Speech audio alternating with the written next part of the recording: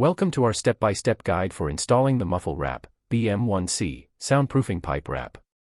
For this job, you'll need Muffle Wrap BM-1C, measuring tape, a marker, a straight edge, a utility knife, and duct tape.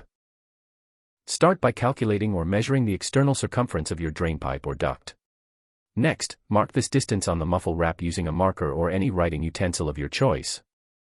Be sure to add approximately 1 inch of overlap for optimal soundproofing performance. When you're ready, cut the Muffle Wrap along the marked line using a standard utility knife.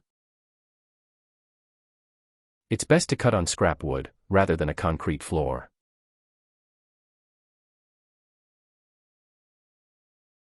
Wrap the Muffle Wrap securely around the pipe or duct, ensuring a snug fit and maintaining a slight overlap. Apply small pieces of tape across the seam to hold the wrap in place.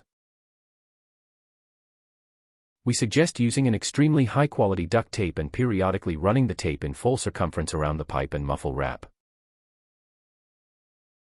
Then, run a continuous strip of tape along the full length of the seam for a secure, finished seal. If additional pieces are needed, simply repeat the process. It's that easy. Thank you for watching.